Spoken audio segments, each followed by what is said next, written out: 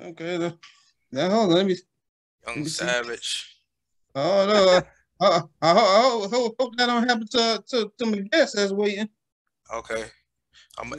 See if you can send him the password first, then ask for his email, and I just send him a request like I did you.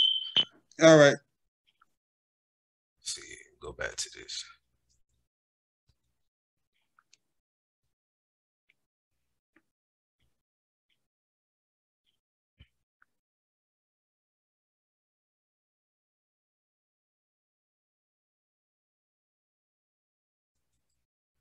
I'll be better. I was just getting the email. Okay.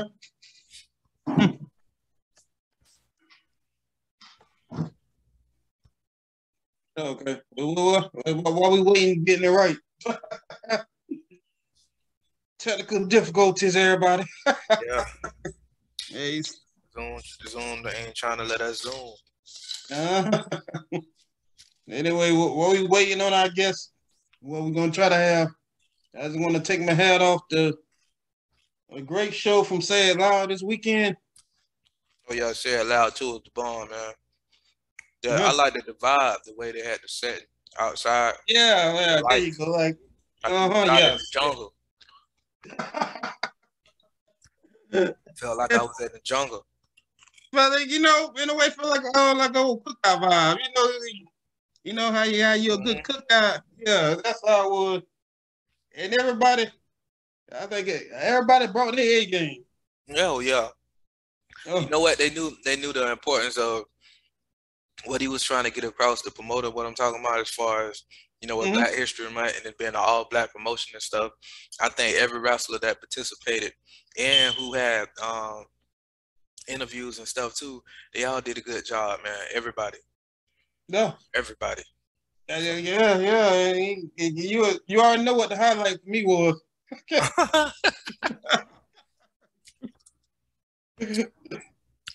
I'll let you tell them what the highlight was. I think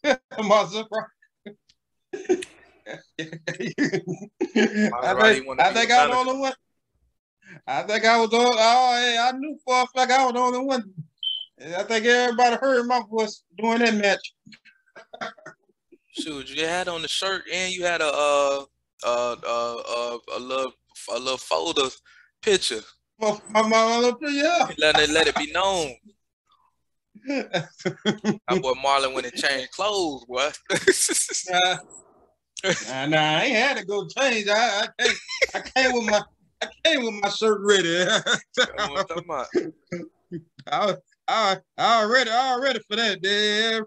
I mean, the whole show was the bomb. Yeah, it was though. It was. I mean, Too Cold Scorpio, he still got it. Yeah, and when we say the bomb, ladies and gentlemen, and for wrestling fans, all the moves was crisp. All the technical moves was crisp. It was everything: the suplexes, the body slams, the drop kicks, off the top ropes. All the moves was crisp. It was a good show. Seriously, it was. Yeah, I'm ready for number 3. So number three gonna be better. Like we claiming our mark too. JB, man, we want to do the interviews, man, after the match. We want to get the winners after the match and the losers too, if you want us to. We are free and available and negotiable, so we can do that. Yep. And if you just make sure Maserati back next year. And we'll have to get in character with them suits from how they used to do in the NWA, with that old color blue. No. With the red tie. Big ass mic about it. The big ass mic about with damn 5 feet long, like yeah. Ladies and gentlemen. Yeah, you gonna look like Vince. Hey, you see what happened with Cody and his old lady? They they coming to WWE because he kind of still in his prime a little bit, and not a little bit, a lot of it. Oh, here we go. For what? Oh, okay. He on mute. Mute? Yeah, he on mute. I don't know if you can hear us or not. Oh, you can hear us, bro? Yeah, I got you. All right, ladies and gentlemen, we got Darian Bengston on the line, man. What's going on, bro? so much. Man, it's good Thank to you for have you having on the me. show, man. It's good to have you on the show, man. On our platform, what we do, this is your platform tonight. We like to give you the flow and let everybody know where you came from and the struggles, and how you overcame and what was your process, your mindset on wanting to be a wrestler, thinking outside the box as far as sports and stuff like that. So without further ado, ladies and gentlemen, Darian Bengston. Thank you. Okay. My bad, Thank you bro. very much. No, I appreciate that. I appreciate the introduction. So basically, I was born in Waterloo, Iowa, which is the home of the NWA. Okay. Big wrestling city. My dad was an amateur wrestler growing up. All of my homies were super into wrestling, but it was, the attitude era. So my parents didn't really think it was appropriate for me to be, indulging in that at the time.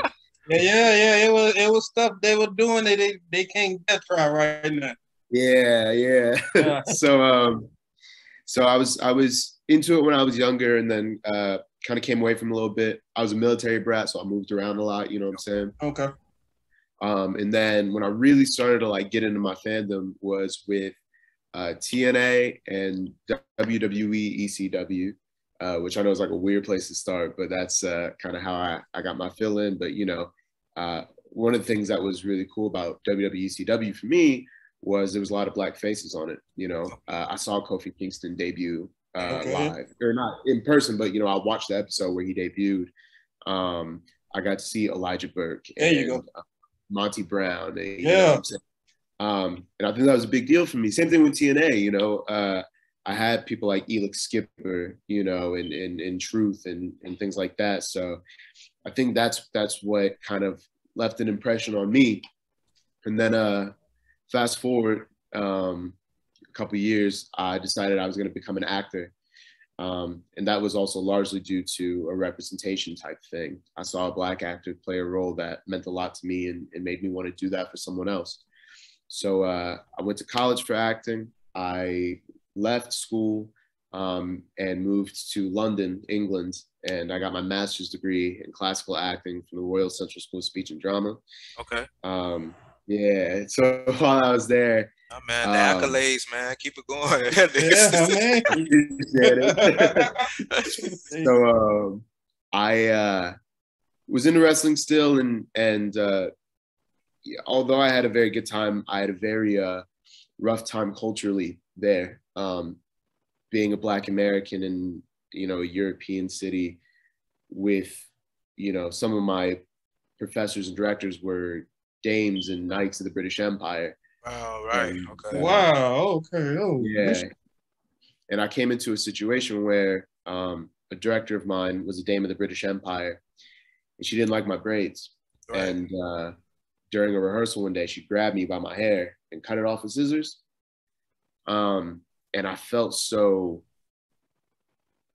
dehumanized that was okay, and I didn't receive much support from the school when I complained about it. And there was this woman who was working on the show, and she was like, hey, if you ever need to get away from this, I work for a wrestling company, and I do lights and sound for wrestling shows at the London School of Lucha Libre, which is where Will Ospreay came from, Aaliyah James, Nina Samuels, a lot of those people. So I was like, all right, dope. I'll come check it out. And that summer was the summer of Kofi Mania. And that meant a lot to me. Oh yeah. So much. I was really I could touched. Tell by watching your matches. Yeah, man, you gotta with your legs and stuff, how you use your legs. But go ahead, my bad, bro. I have to cut you off. No, I appreciate that. Yeah. A lot of my work, especially after Kofi, I love all three of them, but they definitely helped me get through school. And I got into a point, if you do anything that you love, it's hard to enjoy it just as a fan. Right. And I got to be acting, and so wrestling made me feel again. And it was something really special. And Kofi Mania is what did it for me.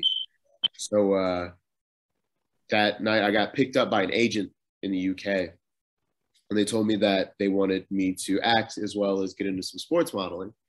they're like, "Oh, are you interested in any kind of sports?" And I was like, I'm kind of thinking about trying out this wrestling thing. And they're like, "Okay, well, we have someone on our books actually who's a wrestler. So they actually go to the same school as you. You'll meet them tonight." So I go to the wrestling school, and it's none other than AEW's Anthony Ogogo. Wow. So me and Anthony Ogogo meet. The lady cut my hair off, so I had the same like haircut as him at the time. And everyone thought we were brothers. Everyone thought we showed up and all this stuff. So we just like really, really hit it off. And then he was coming to America for AEW. Diamond Dallas Page is kind of like his wrestling mentor and father. And DDP ended up taking me in as well. So when COVID hit, I had to leave the UK. And me and Anthony moved out to Atlanta with DDP. And, Wow. how we got out here, yeah. When it's organic, it's real, man. That's it, and that's a hell of a turnaround for where you was before. I know that. And you left not looking back. I know that. No, not at all. I've been very lucky. You know what I'm saying? Every kind of path I've taken in wrestling has made me feel like I've been hotshotted a little bit. My first ever wrestling appearance was on a Ring of Honor show. I was a member of Shane Taylor Promotions. Me and Darius Lockhart came out and held the flag out for Shane, and then coming to do AW, and I've got to do AW Dark, and do some segments on Dynamite. And all that stuff. I saw a segment. I didn't realize it was you now. Then when I went back and checked, I'm like, wait a minute, hold on, I kind of remember that. Yeah. Oh, that was okay, but see, I didn't. Personally, with the say it loud a bit, that was a big deal for us down here. Yeah. Mm-hmm. I was so hyped for it, and then as they announcing the matches, okay, you came up, so I'm like, okay, let me just go on his IG, cause I just want to know who's gonna be on the show. Definitely. Okay. And see, with Marlon, Friday night, guru, so yeah, he was on it. Yeah, so Friday night, your first match. Trust me, I'm right there. That was my girl, the loudmouth, in the crowd, right there. Hey, I was a fan right there. I'm like, hey, I appreciate that. I was like, oh, hell yeah, because he's like, and that was a big deal for my son that was there also. Yeah, we go to wrestling events all the time, but it's only at certain parts of the show he'll be into it. But I guess it was finally looking and saying, okay, they're the same color as me. Absolutely. And he was like, he was hyper the whole weekend. I'm like, I ain't never see you like this before. But it's like certain parts of other shows where, okay, you may got this one person you might like. Then I'm like, okay, well, he doesn't know who that is. Mm-hmm. And now it's like he saw his kind of people now. Definitely. Every match. That was a big deal. Yeah. That was a big deal, So when you what's your travel like? Are you traveling on the road by car? Like Yeah. You're getting booked a lot for a lot of shows, right? Is it like all through the week, or how is that? So for me, sometimes it depends. So like AEW, of course, runs on Wednesdays.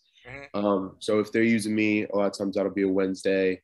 If we do like coming up, we have like the pay-per-view. So that'll be like a Wednesday. It'll be a Dynamite, Rampage, Dark, Elevation, and pay-per-view taping. So I'll be there like the whole week. You know what I'm saying? Right. But then, like moving around. So I'm currently based in Atlanta. Okay. But like next week, I have Kansas City on a Friday, St. Louis on a Saturday, Columbus, Ohio on a Sunday. And that's all a drive. You know what I'm saying? Yeah, it's been rough. I mean, I put like 100,000 miles on my car in a year or something like that. Right. So it's rough, and then sometimes it's like if it's too far away. Like I've done some shows out in like San Francisco, in that area, the Bay Area, Oakland, and that's that's a flight. But so it all depends. Hey, you get there and can't move, man. That's too much driving just from coast to coast like that. Yeah, definitely. So what's your diet like, man? When you have to do the driving? Go ahead. Yeah, no, that's a struggle, honestly, because like we try so hard to eat clean and stick to our diet, and especially me. Like when I first got back, so I came back to America, I was like locked down for a little bit. Just like since I was overseas, I had to quarantine for a long time when COVID first started. And I was like so depressed and everything that my life had changed that I shot up to probably like 230 pounds.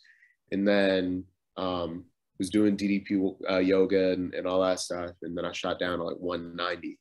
And so like had a big drastic change in weight and trying to stay on that.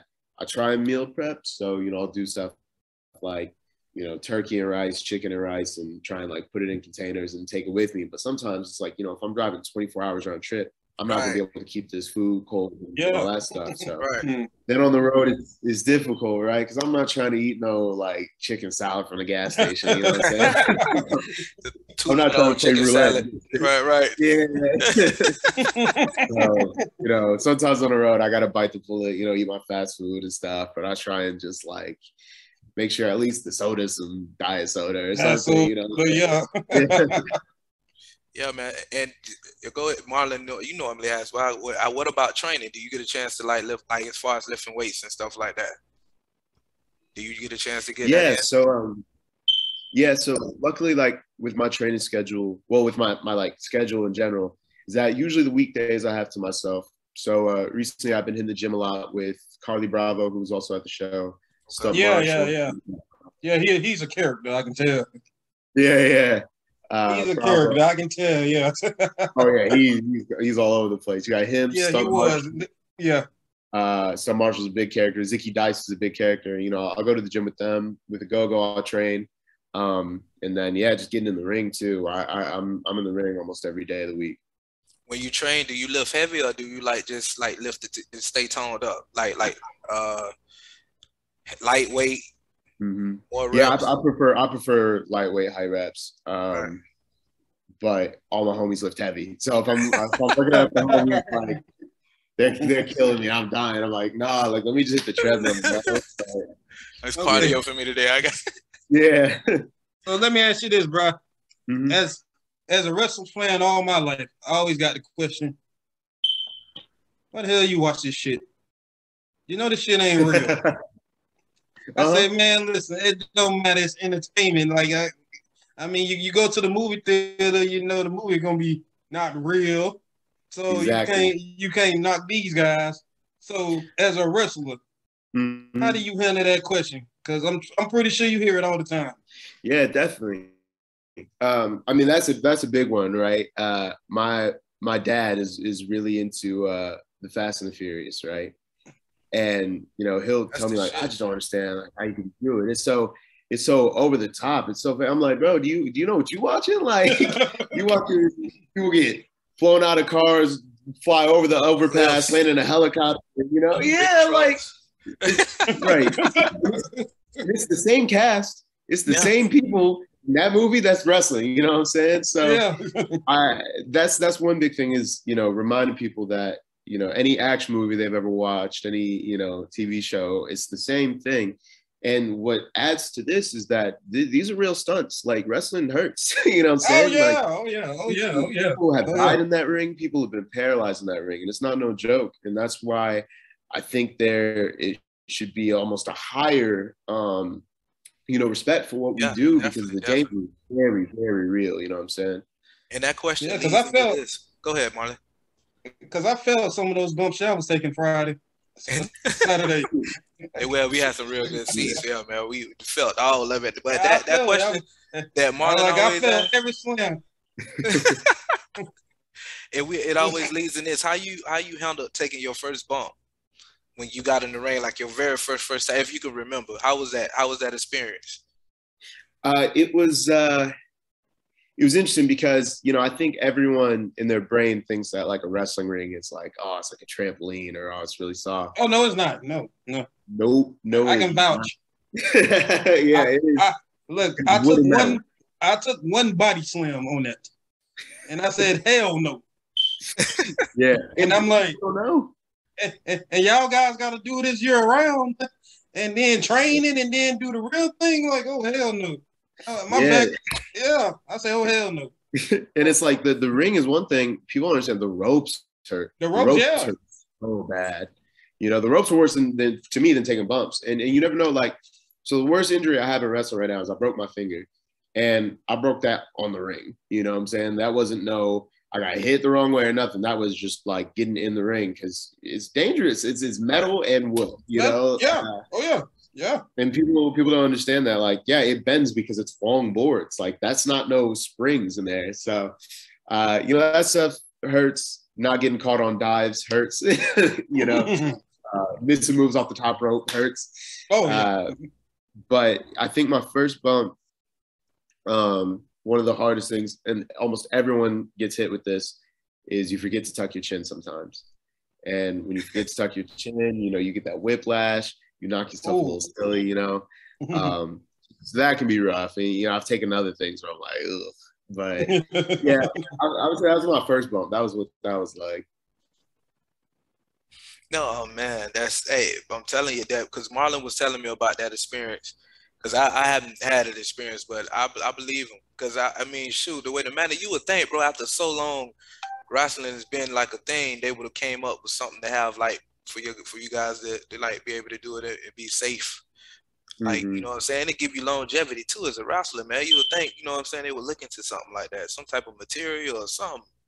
But you can still get the same impact. Go ahead. Definitely. And I know that the old rings, they have gotten better. So okay. I guess like when DDP was coming up, he said those rings were a lot worse than they are now. Really? Yeah, and that's what's crazy because like, through DDP, I know like Jake Roberts too. And, I heard Jake Stone was saying Cold like, talk about that too. And they would do that, and they were, WWE or just like how it was just back in the days. You were wrestling every single day, getting bumped on those old school hard rings every single day. Whereas now the thing is that we get bumped around less, but we do crazier stuff than they did. You know what I'm saying? Yes. So y'all take a lot more chances. A lot more chances. But the guys was like, well, I know as far as Vince McMahon, they had way bigger guys. And WCW kind of followed too, but then WCW was the brand that came into the luchador and the smaller guys that got in the ring. That was more entertaining to me, and they always had them on like the undercard, and the main event will always be two big guys or stuff like that. But nah, it's not like that. So everybody got equal opportunity. It's just all in what you can do. Yeah. So go ahead. Oh, go ahead. No, go ahead. Oh yeah, it's a crazy thing too, because like when I watch old WCW, like I don't think Dallas is small, but I never thought of him as like a big guy. And then you get around him in real life and you're like, oh, homie's like 6'4", Jake the Snake is like 6'6", 6'7". That's big. Yeah, and it's like big guys now are like 6'2", 6'3", so it's really, really changed. Yeah, and it's kind of a good thing too because you get, like I said, you get to showcase your talent. It was a lot of talent back then. It's like so many wrestlers that I know are overlooked. If they was wrestling now, it'd be like the shit, which they was the shit then, but you wasn't focused on that because the storyline, they didn't get the storyline.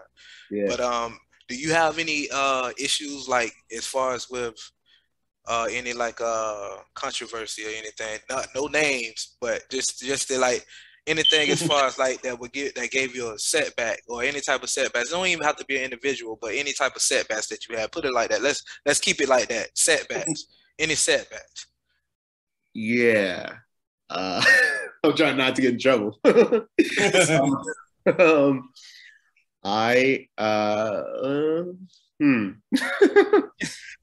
I worked for a big company, and I cut a promo that I thought was very innocent, and it rubbed some people the wrong way, and I did not get to work for that company for a little bit. Right. It's all good now, but there were some times where I was like, oh no, I just like messed up my career on some minor, you know what I'm saying? So it's very touchy business. It's when you got to be very careful about, and like I said, I'm very lucky. I'm in a very privileged position to know the people that I know. Maybe if it were someone with less connections, that would have been the end for them. But I'm very lucky with the company I surround myself with. Well, man, go ahead. So if you were, right now, if a little black boy or girl was coming up to you about wanting to start in the wrestling business, what would be that advice you would give them? The advice that I would give them is that this business is very, very dog eat dog. Okay. And the most important thing about wrestling, in my experience, is finding your people.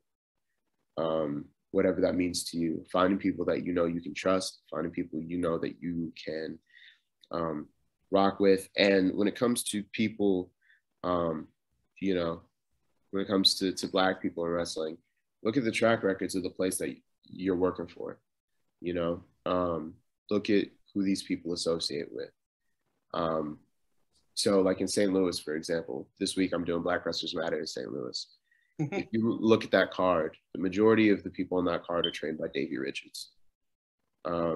So for me, if I'm looking at wrestling schools and I live in the Midwest and I'm Black, I'm going to go, okay, well, obviously this is a school that cares about Black talent. And not to say that other schools don't, but it's one that like follow what you're saying. Yeah, it fits. It has a track record for it. And they're a very loving community. I started at the London School of Lucha Libre, and that was also a very loving community. So for me, the business itself is so cutthroat that when you start training, you need to make connections with the most genuine people you possibly can. Right. Training. So do your research on your schools. I personally would, you know, want to see what the track record is for people who look like me at that school and you know, take it from there. You know, I'm currently at the Nightmare Factory, and that's where I've met Carly Bravo and Baron Black and, you know, people of that nature. So it's good to find schools with people that are like you, just so you can peep ahead of time what your experience might be like, you know? And there's also like a very much like a big brother, little brother type thing when you get in those situations. Yeah. They'll look out for you because they see themselves in you. So exactly. Right. And that's why I would say that would be one of the things I noticed the weekend.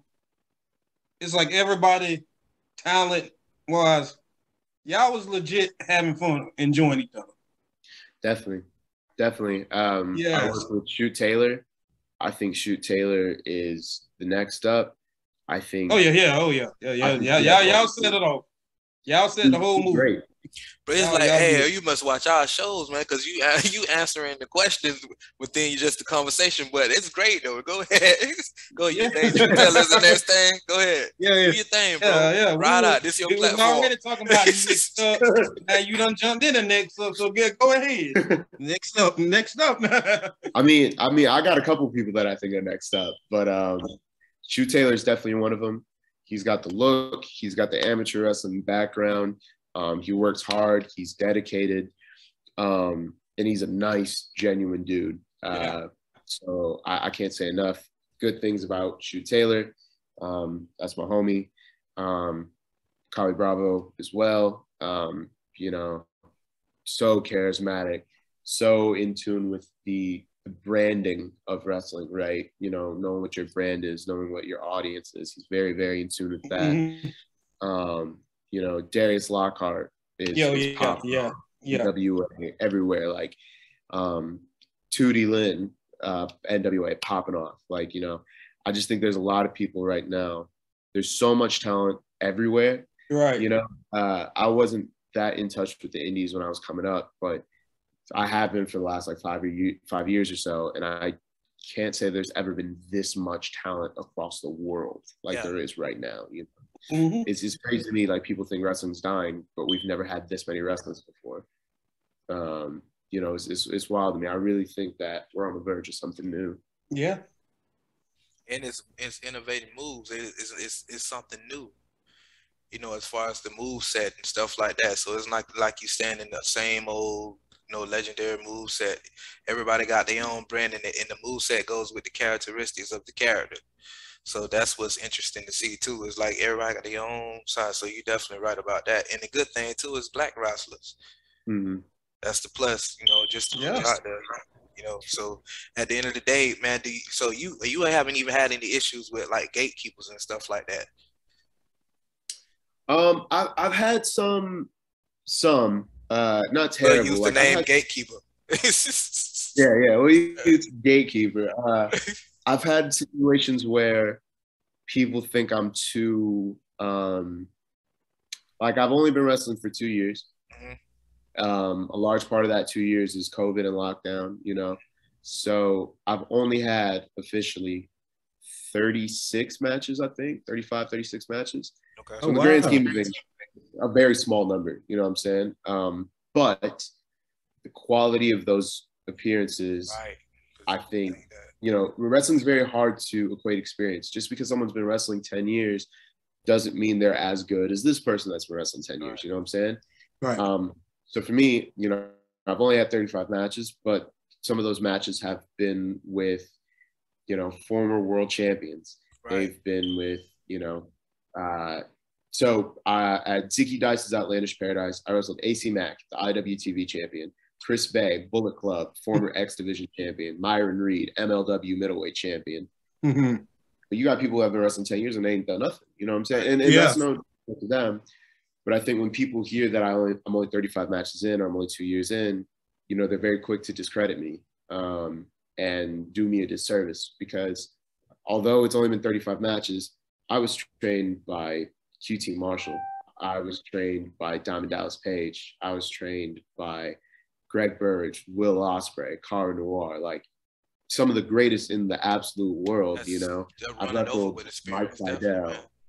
Yeah, so that's the thing, is like, there's different ways of equating experience, and the quality of people I've surrounded myself around have, in my opinion don't mean much, but those 35 matches would be years worth into someone else, you know. So, yeah, I got you. So, that's what I was saying. See, that's the same thing with that I felt about Dominic, Rey Mysterio's son. Mm-hmm. He got on. I mean, totally skipped NXT, like just went straight into the. But he did his thing. It is what it is. He did his thing. So at the end of the day, just like you said, if you've been in the business 10 years and you just got in 3 months, if you know what you're doing and you pulling that attraction, I mean, as a businessman and promoter, which they are in business to make money, you're gonna be the guy. And unfortunately, you know what I'm saying? It is what it is. So that's why I was asking that question.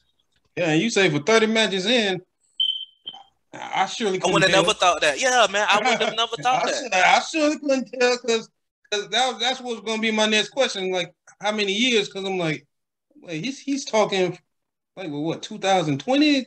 Wait, I'm like, yeah, 2019. Yeah, I'm like, I'm trying to compare the years. Like, I'm like, now you just say 2 years in. I'm like, whoa.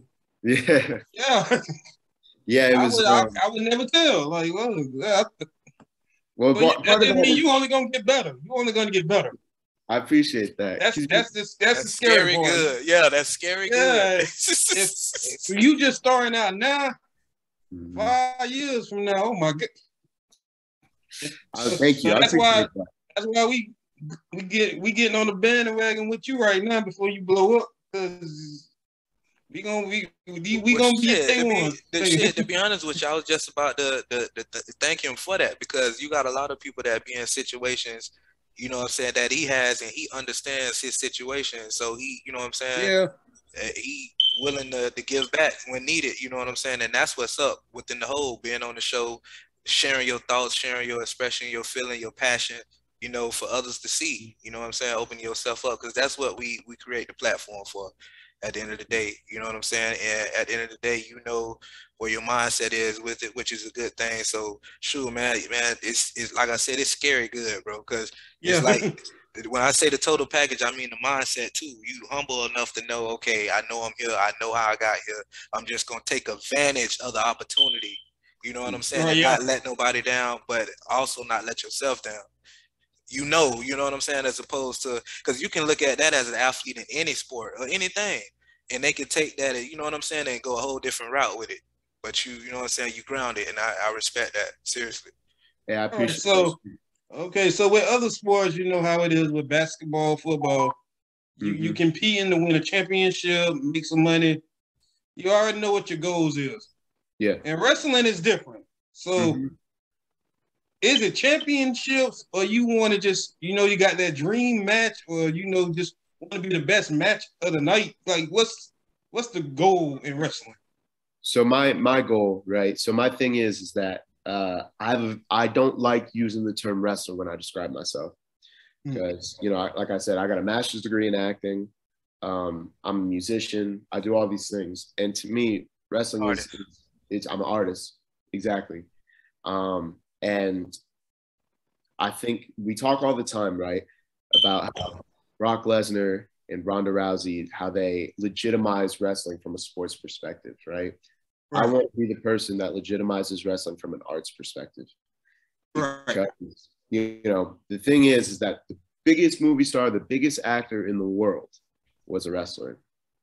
But I don't think people take him seriously, right? We're not going to see him winning an Oscar anytime soon. But if I start doing it, no one's going to tell me I'm not an artist, bro. I went to the greatest acting school in the world. You're not going to tell me that I'm not. Put in the work. I'm a coward. So that's my thing. I really want to take wrestling into a place. You know, everyone talks about like mainstream. How do we make wrestling mainstream again? And I think the only way to do that is to do mainstream stuff with wrestlers. You know what I'm saying? I'm not talking about like, oh, me go on a show holding the title. No, getting famous outside of wrestling and bringing that exposure there. That's what I want to do. That's how they did to get it going the first beginning when they put rock and roll and wrestling together.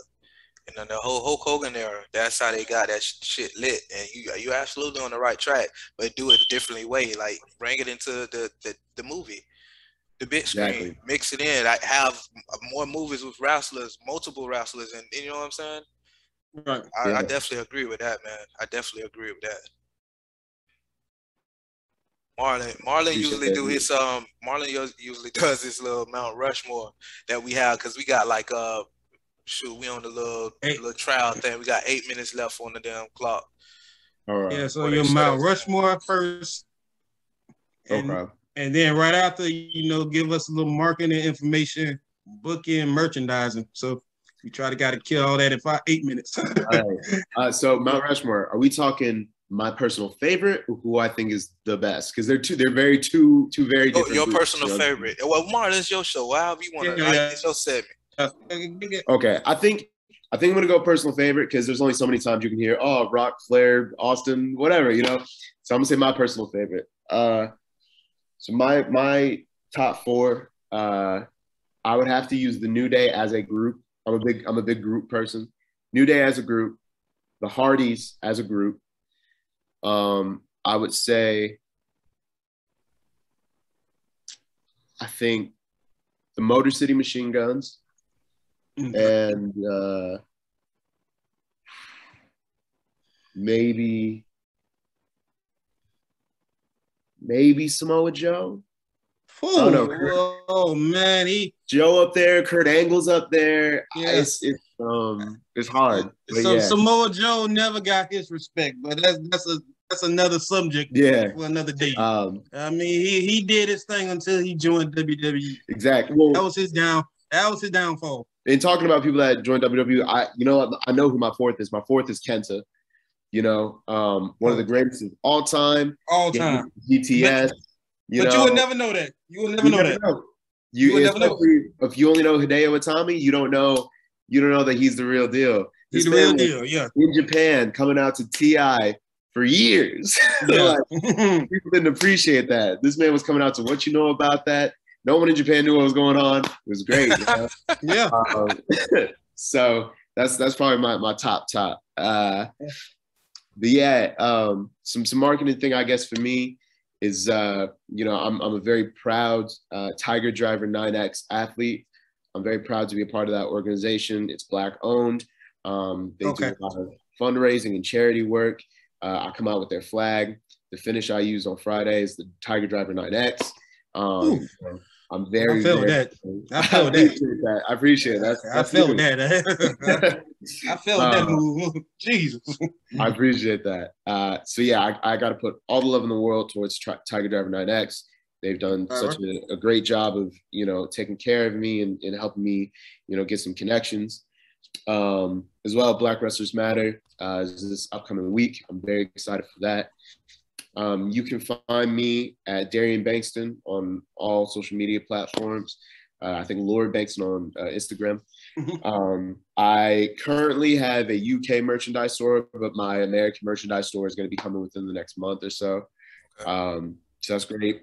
My entrance video just dropped with my entrance music that I did myself, along with Kayfabe Music UK.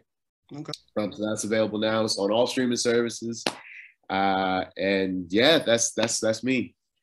Okay, so what we also gonna do too, and we do it for everybody that we have come on the show, everything that you just mentioned, we'll make sure that we have it in the description in the video. So when people go to watch the video, all they have to do is just click on the link and go directly to, you know, what you marketing. We do that for you as well. And also the questions that we asked you, the ones that we got in, because man, you basically covered everything, especially from the beginning.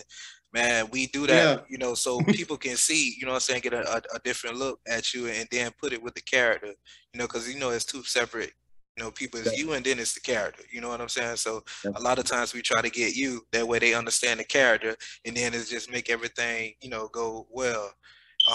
Also, shoot, man, you already in the mainstream, but we do it for promoter use too. If they want to go on and want to book you and stuff like that, you know, they see your passion, where you come from, your drive, how you got over your setback. When I asked you about the setback, you know, that helps out too. So, you know, mainly that's what our questions is about, man. We just like to thank you for being on our show, man. Blessing our platform, being on it, you know, sharing your time. Definitely, man. We appreciate that. And we also like to bring you back, man. You got to come back on too, man. You got to come back on, appreciate y'all having me, really. Yeah, you win that belt, you got to come back. Because it's definitely coming, bro. You know, try to get, you know, whenever you get some dates in South Florida, man, let us know. You know, we in the crowd. Definitely. You know what I'm saying? Absolutely. So make sure everybody follow us on Instagram. I'm gonna put all this information on. It's Darian Bengston. I got it right, Bengston. Bengston, yeah. And you see my first name, bro. Imagine what I went through from elementary to still to this day. Loom me all types of names, bro. So man, trust me, bro. So, but man. In school, be honest. Don't even run you a Birdman. Hey, we went to high school together. Me and this guy right here. They used to call me Birdman, bro. I wish I had Birdman money. I'm trying to get that. That's Birdman's son right now. I'm trying to get that, man. Shoot. I do some lookalike appearances for that cash. and I just got my voice back because, you know, I lost my voice caring for Maserati the weekend. So she went great. She was great. Her Velvet went crazy. That was I'm trying to tell you, I was the loudest one around there. Hey, I had to switch to my shirt. Hey. The way she interacted with the crowd, man, that was a good thing too. How she interacted with the crowd. Maserati on talking about Marlon. Yeah. You're number one prospect. I told you need to talk all that to try to be a manager, man. When you take off. Yeah. Going to trip some people up running into the ropes a couple times. Yeah. That foot, yeah. It turned your back. That might be my big break, yeah. I'm trying to tell you. I ain't taking no bumps. Oh, man, then definitely not. But when it's organic, it's real. I ain't taking no bump. But yeah, man, thank you for your time, man. This video will be up definitely tomorrow. I'm about to work on it now and stuff, and you'll be able to see it. And hopefully, if you could, you'll share it. And man, congratulations on everything you're doing now and what you got going on in the future, man. We appreciate it. Just go ahead and send me what you say, the info about Tiger Driver. Yes, we'll do. Yeah, what booking info. What you want on the description. Everything you want on the description, send it to Marlon, and I'll make sure you get on the correct spelling and everything. All right, bro. Thank you for your time, and you enjoy your week, bro. Thank you. All right. Have a good night. All right, brother. Bad.